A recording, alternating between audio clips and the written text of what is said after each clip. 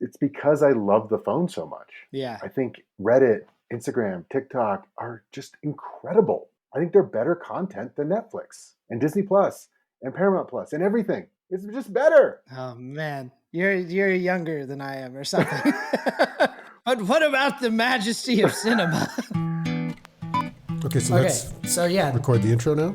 So what did Milkless? Because I think we start with the name. Two dads, we love our kids, but then we also need them to know that we're like pretty cool and it's not like a wimpy podcast. So, hey, hey, Milkless.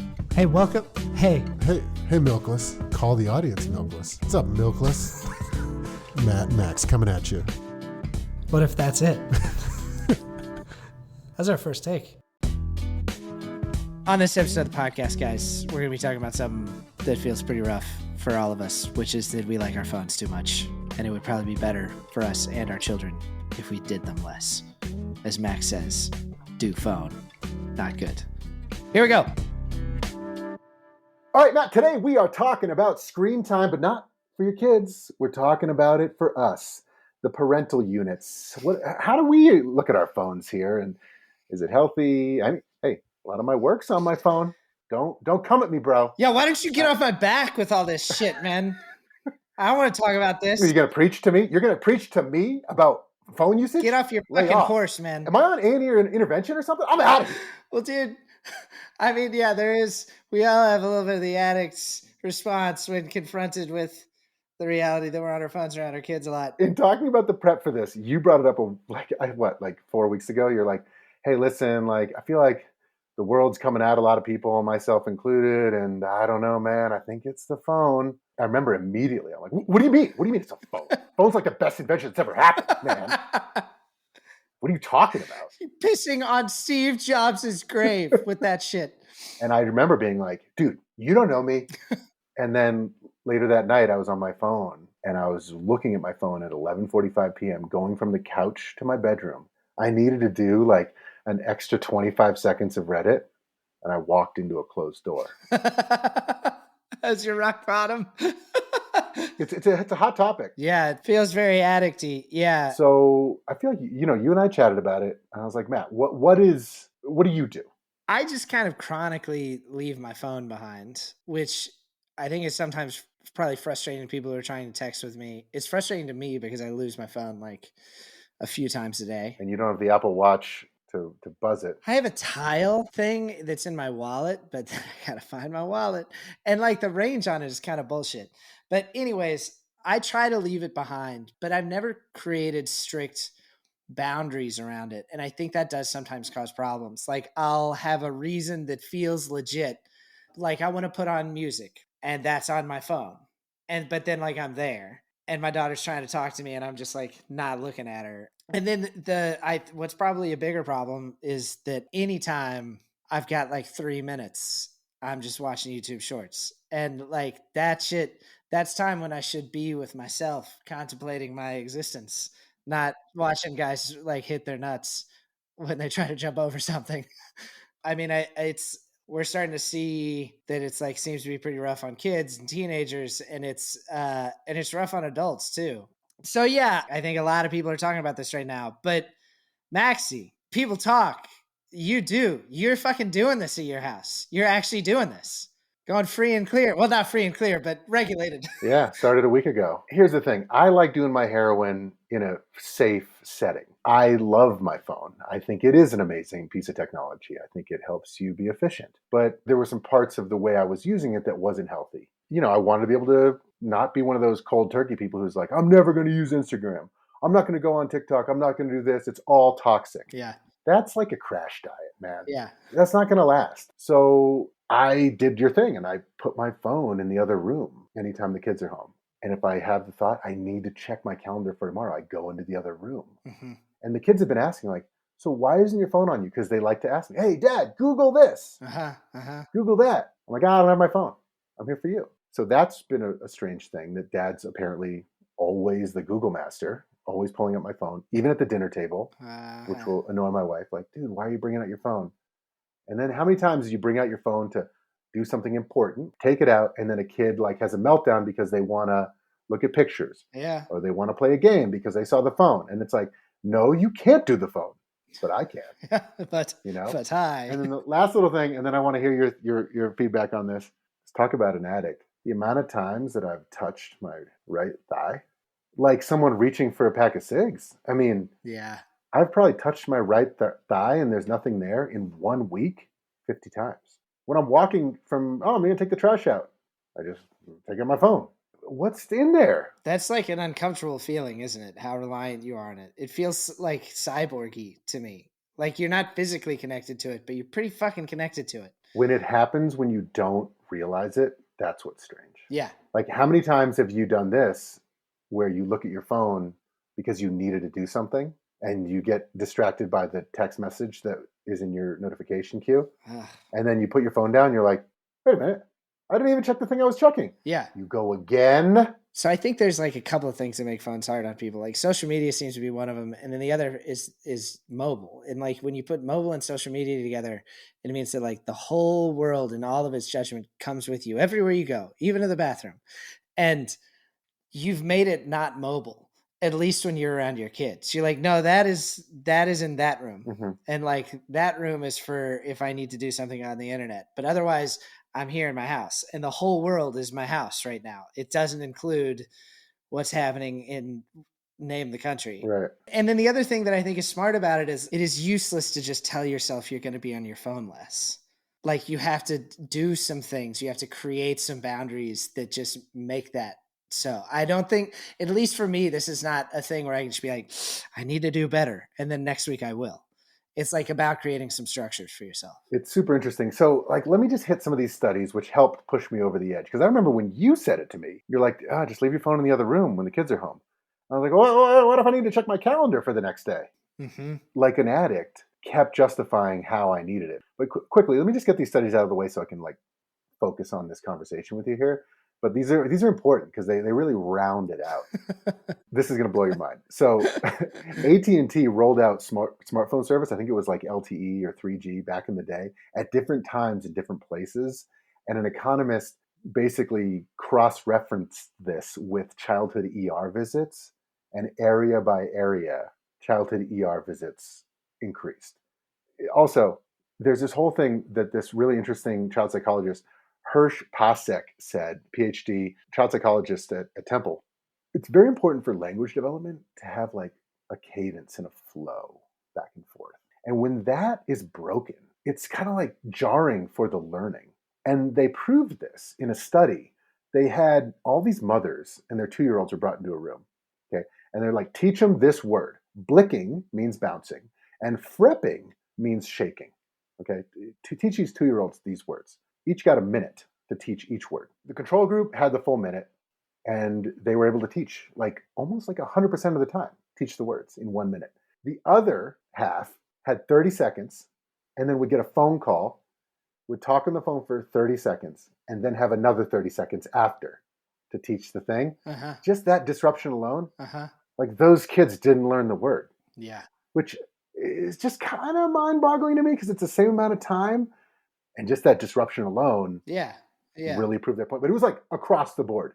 I mean, so, and then the last one, a 2014 study, and then also a study by Boston Medical Center published in the Journal of Pediatrics, found that when parents are distracted by technology, they're more likely to respond harshly to children's behavior. Yeah. Makes sense. You're like lost in this phone that is the most interesting thing that's ever been invented and has the history of all of human existence in your fingertips. A little bit of everything, all of the time. Yeah, and your child is like badger. Then you snap at them because you didn't realize, and then they whine, which we just learned was the most annoying sound in the world. The way you described it, it's like two rough things are happening at once. One, your kids are looking for you and you're not there, basically. I remember when we first started the first production company that I started with these two other guys, I was like 23, 24, and they were both older than I was and had more money for stuff than I did. And they both had laptops and I didn't because I was a fucking kid. Yeah. And we'd be in these meetings and then like I'd catch these moments where they were just both looking down at their laptops typing. And it was the most awkward thing in the world. And I started just as a joke, I would just pretend to type on an Air laptop and the room would be quiet until they looked up and were like, oh yeah, and like, that's a fucking weird experience. That's a shitty experience for a kid to have all the time. Yeah. They're the only one without a computer in their hand. And then on top of that, it makes you more of an asshole when they interrupt you. So there's like two rough things happening at once from both directions. No, you said that to me last week, and that also pushed me over the edge. The fact that like it's unacceptable for our kids to use our phone, like if they sneak it and get our phone. Yeah. But then it's like I could do quote work because I'm important and you're not. Yeah. It's just, and then the other thing that I've started doing is, so you know how I feel about reading. I know you're not a huge fan. Here's the thing. When people celebrate reading, I don't know if I've said this on the show before. I don't think I have. No, I cut it out because it's like, I'll probably cut this one too, but go ahead. Is that this? When people celebrate reading just for reading's sake, with no other context. Oh, I read a book a week. Good for you. Good for you. You don't even know. I'm reading the National Enquirer. I'm reading smut. Come on. Like, you don't know. So I don't love that it's celebrated in its own right. With that said, you made a convincing argument over the last few weeks how you like reading right before bed. Yeah. Me as the addict was like, I like looking at my phone until I can't breathe anymore, that I just pass out. You know what it was? Is you were on heroin and I was like, try methadone. Yeah. So then, and I got the book you recommended, The 3-Body Problem. It's a dope book. Started reading that. Here's what'll blow your cock off. My wife used to be like, how are you not tired? I'm like, no, I just want to do a little phone. And I would like do a little phone. It sounds like a drug. I should do a little blow. Yeah. So I used to do a little phone, and she'd be like, can you just go in the living room then? I have to like sheepishly go in the living room, do phone till like 12:30 in the morning. Right? Do phone? God. No, I'll just do. That's how you think of it. Yeah, and that's what I would say. I'm like, I'm just gonna go do a little phone because I don't want to say Instagram, TikTok, Reddit. It's any one of those three. So when I would go do phone, the problem is that there was no endpoint. It was just, could I close it in that moment? And when you're on your phone late night, it's like, oh, I'm going to stop at 11. Oh, I'll stop at 11:30. I'll stop at midnight. One more post. When the next good post happens, the next good video I see, I will stop at that point. I play that game. That is the most ridiculous game, and I fucking play that with myself. It's ridiculous. Whereas, like, if you're watching a 40-minute show on Netflix or something, it's like, it's easier to stop. Yeah. It's not this weird thing where you have to, like, figure out when to stop in these little bite-sized, 30-second interesting things. Yeah, well, and like, try as I might, I have still not gotten to the end of the internet. Yeah. There's this experiment they did with rats where they'd shine a laser pointer in their cage. And as long as there was a consistent cadence and location to the laser pointer, the rats would like lose interest in it after a pretty short period of time. But if there was no pattern, then the rats would chase this laser pointer until they literally died. They would not eat. They would just chase this thing to exhaustion. I can relate. Like the internet, that thing is shining everywhere in every different direction. And like, it's weird. Like there's a part of your brain that never gets tired of chasing it. It is totally strange. That's super dark. Oh, but then, so here's the thing about the books, to bring it back. So this past week, I have a sample size of maybe 7 or 8 days. I've only read 3 nights because I don't have my phone in my room anymore. It's in my office. So I read those 3 nights because I really had more energy. I was like, oh, I'm not ready to go to bed. And it's funny. She like can fall asleep when I'm reading, but she won't let me do the phone. Maybe it's because it's reading. So proud of you, Max. Good for you. Oh my Good for gosh. You. No, but oh my so gosh. Those I'm so glad you're telling us about this. So guys, just so everybody knows out there, like I read. Okay, so like I read books. So I read. If you don't read books, bro, like feel bad about yourself. But so what happened was those other 4 or 5 nights where I totally would have been on my phone for another 2 hours at 9:45. The even thought of reading was like, oh, I'm way too tired. And you just went to bed? Yeah, I just went to bed at like 9:45. That's great. I've been sleeping so much more. Yeah. But then the nights that I do read for an hour from like 9:30 to 11 are the nights that I actually probably should stay up till 11. Yeah. I don't know. It's been, I mean, 0 virtue signal, 0 like celebrate me for reading stupid books. Just your point. it was nice for my body to read before bed. Fuck yeah. Yeah, it's just like it doesn't wind you up like that. This episode is brought to you by Violet Archer and the Case of the Purple Martin. It's a chapter book with illustrations on every page. You can read it to them if they're 5, 6-year-olds, but then as soon as they can read, up till 12, 13, it's an insanely good book with plot twists like worthy of an adult's attention. I love this thing. I'm so proud of Matt and Milkless of putting this thing out. So if you want to support Milkless and get an awesome book for your kids, it'd mean a whole lot to us if you bought it. Check the podcast description for the link to Amazon and buy it today. And if you already have it, you can pop back into Amazon and give us an honest review. Thanks. I had an experience that I felt like really kind of like jarred me into thinking about this a lot more. I was putting my daughter to bed, got her to sleep. She's lying there asleep. And I was like, I'll just stay in the bed and kick it on my phone for another 20 minutes. Cause it's kind of nice to be in, like, your kids are so great when they're sleeping. Physical contact. And they're great when they're sleeping, aren't they? Yeah. They're so cute. They don't ask you for nothing. Yeah. So I got on my phone. Somebody texted me a video of a cobra on a golf course in South Africa. Cause I don't know. I like animal videos and some people in my life know this. Interesting. Shut up. But so I watched that, of course, like 3 times. And then I just start swiping. And then I'm like in the snake algorithm funnel. And it's not necessarily my first time there. So like that's a well-worn path. And like 20 minutes go by. And at the end of this 20 minutes, I realize, one, I can like feel in my body that I'm anxious because I just watched snakes for 20 minutes. And 2, I haven't even been conscious of the fact that my daughter is in the room in 20 minutes. I've like not, for all intents and purposes, I was not in that room. I was not in that bed. I was not feeling the warmth of my kid. Yeah. I was not feeling the comfort of the pillow. I was thinking about what I'd do if I saw a snake, like in my house. And like that, there's just no way that's good for you. There's just no way. Yeah. But if the phone's there, that's where I end up. So that's why I need the help. I'm not grown up enough to just do it of my own will. I can go till 1, even if I'm totally exhausted on a phone. Well, because it just keeps happening to you. And like we're perfecting the ways to get your attention. You know, like everybody on the internet is constantly perfecting ways to get your attention. The best way to get your attention is to like wind you up a little bit, you know? Oh, nothing like 11:45 p.m. finding like a cave diving gone wrong. Oh, yeah.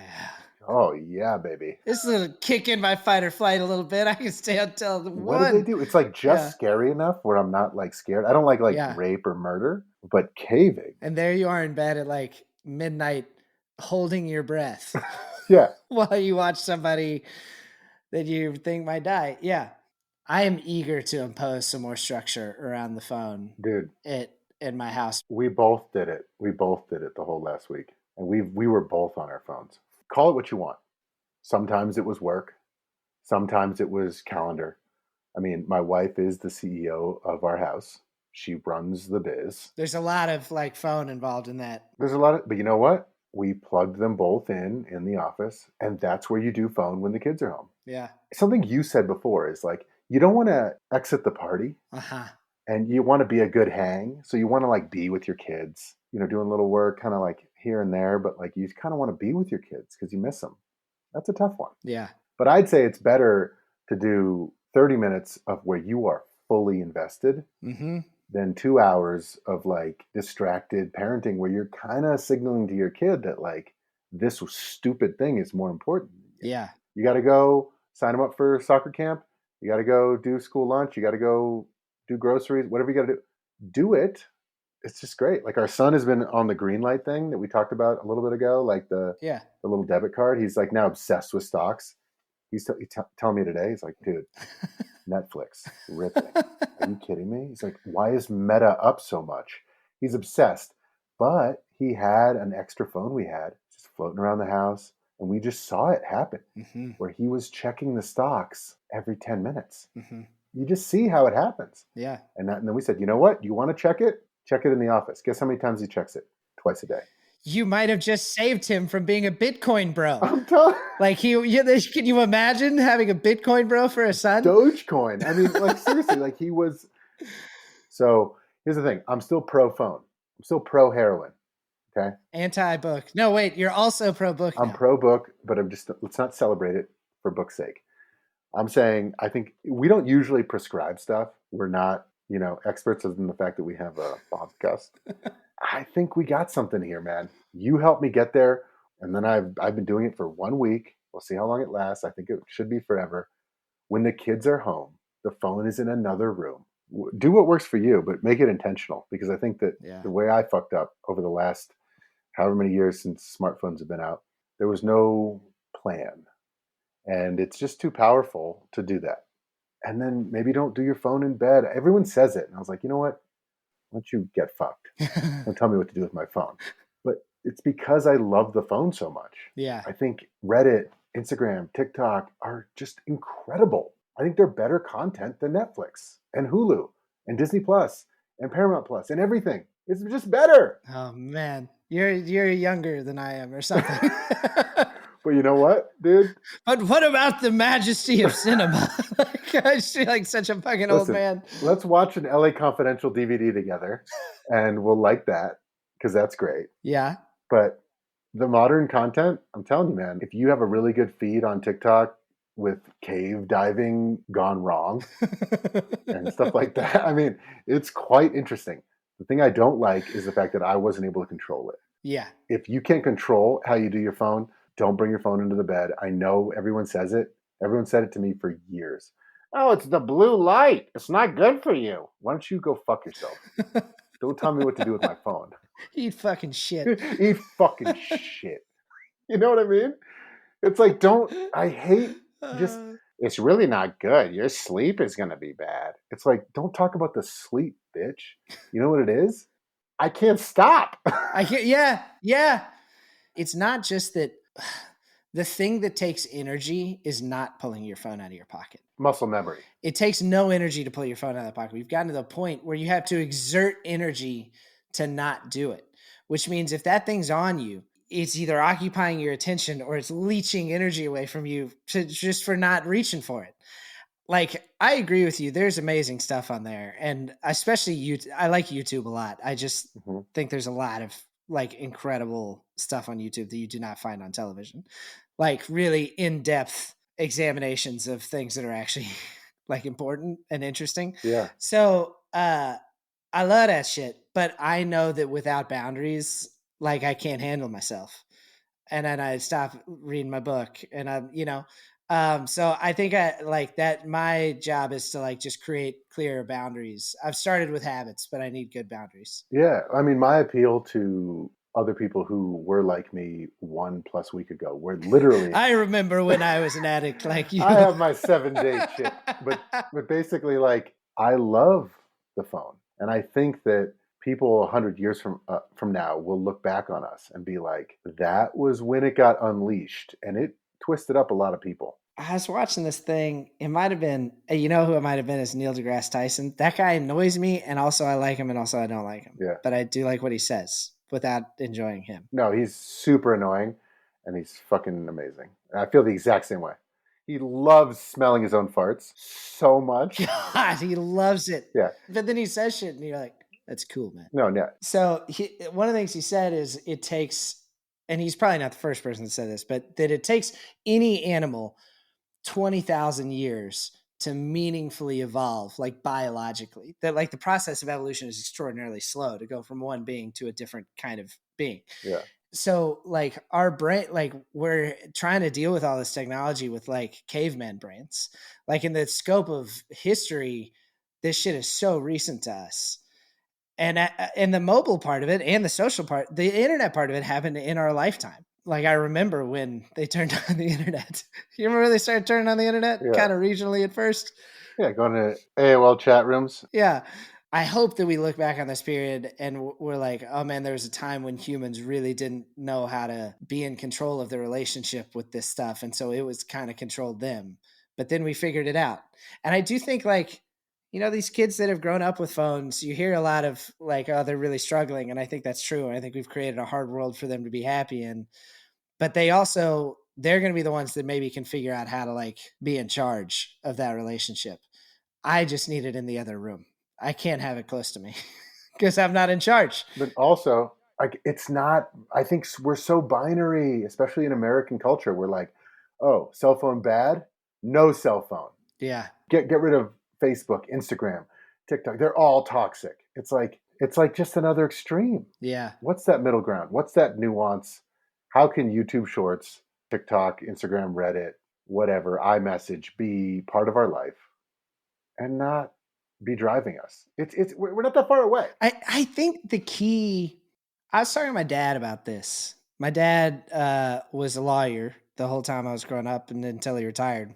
He's kind of like a good like American story. Like his dad worked in a machine parts factory. His mom was a secretary, went to school, went to college, but he like put on a suit and went to work every day and worked, you know, he like would leave when we went to school and would come back at dinner time. Mm-hmm. But I asked him about what he thought that was like versus what it is now. And he was like, once I got home, nobody ever asked me anything.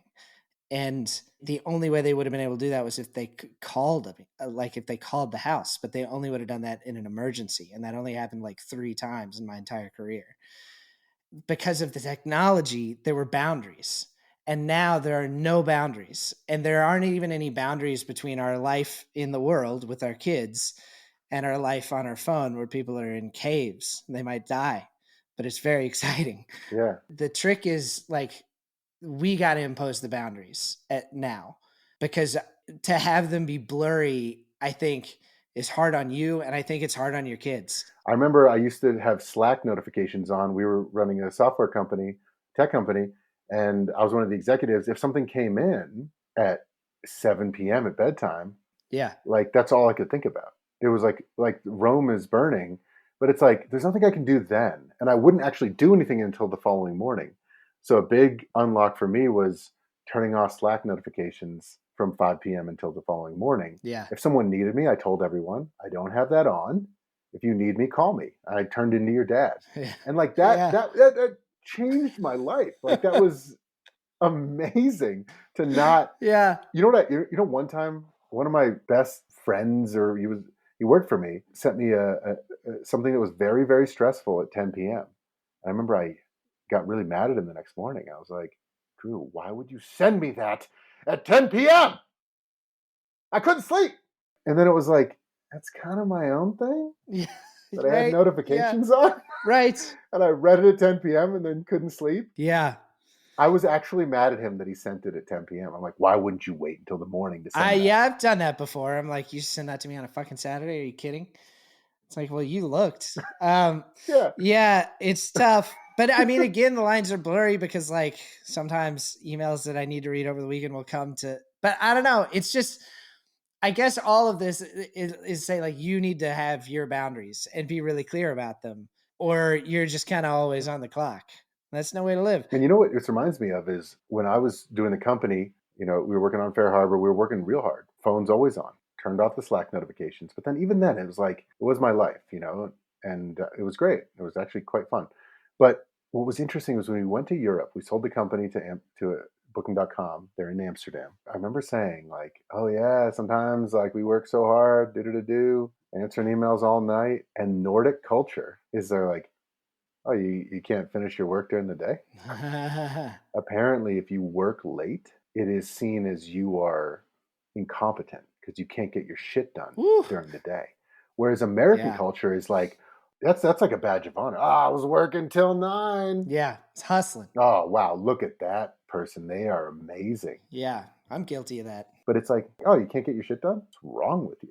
That's way healthier. God, a lot of things you say about Northern Europe make me want to move to Northern Europe. Well, they have it. Oh. I had another friend just moved to Sweden, and like because they just had a baby. It is so well adjusted.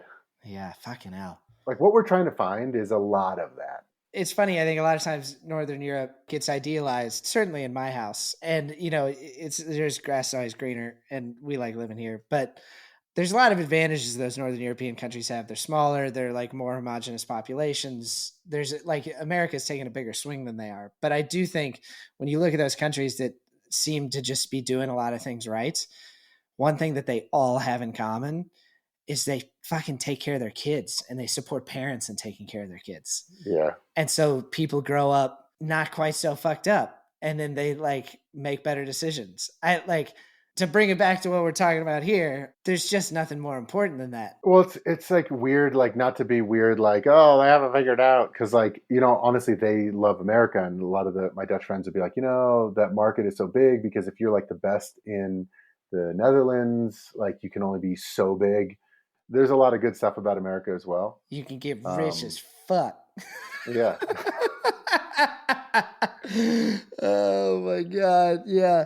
Well, the last thing I'll say, I mean, look, I hope none of it came across as preachy, because I think that this is something that both of us struggle with. I think as much as anything, I'm trying to like say out loud how important I think it is for me to do better, to do a good job with this. But what I really want to make sure to say before we go is like, the fact that you are reading a book, buddy, is just like Good for me. good for you. Reading a book, you are. It's my first Big book guy. since Harry Potter in 2003. Brought to you by Violet Archer. I like it because they're solving the case.